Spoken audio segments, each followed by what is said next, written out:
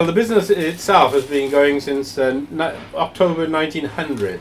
So it's a three-generation business. I'm the third generation. My father bought this place in about 1942, I believe. I remember my grandfather's place down the road. There's some superb photographs of it with the old sides of beef hanging up outside. And this one here, it had an open window. With window boards you took out, so it was an open window. And what I used to like about them, they were always dressed from the outside in, so you would have a side of beef on the outside facing in and going in like that. It was really very picturesque. Well, I came into the business when I was 16, which is about 1958-59, I suppose. So the slaughterhouse at that time was going really well.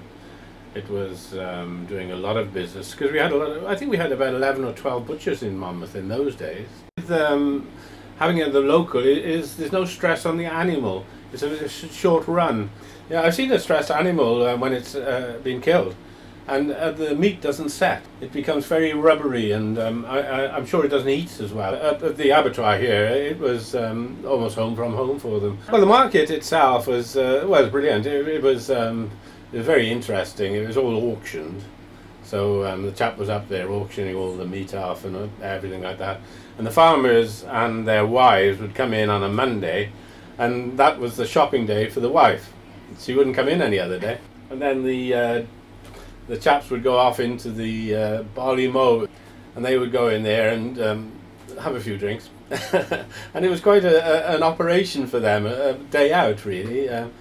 And then, of course, you would have to drive the animals up to the slaughterhouse, up Monnow Street, which was a regular feature every Monday. But I do remember one steer got into Gowers, which is across there, Specsavers, I think now.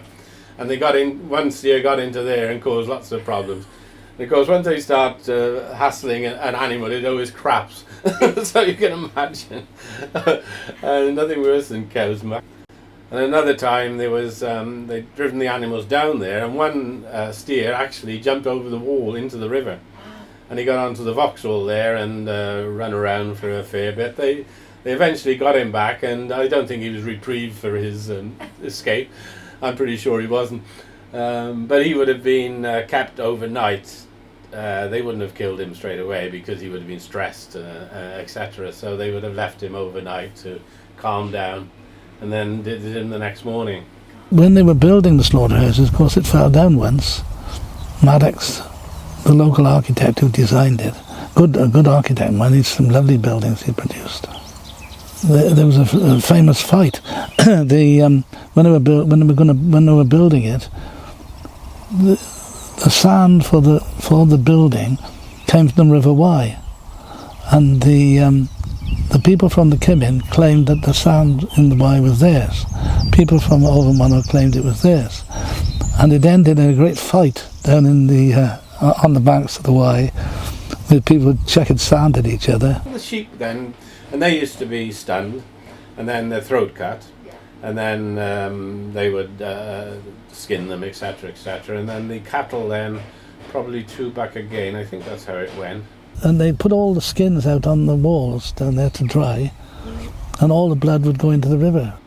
With the arches, and then they used to have gullies going from each one to the river, and then there's a big opening. And of course all the blood and all the waste and everything went straight into the river. And they do reckon that the eels in there were the biggest eels you'd ever find anywhere.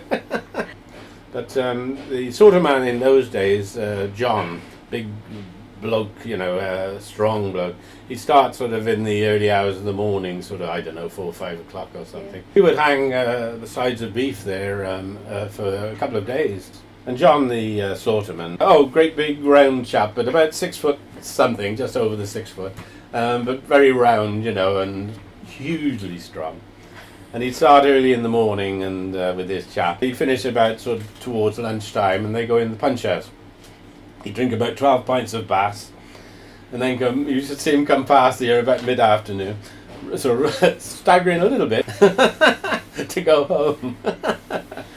The cattle, which were the most prominent, I suppose, in I know it used to upset me a little bit to see them, because they used to shoot them through the front of the forehead. The bull would be pulled down, so his head was down like that, and then they hit it with the axe. So some of the locals wanted to put a plaque up there to remember, in remembrance of all the horrors that went on there.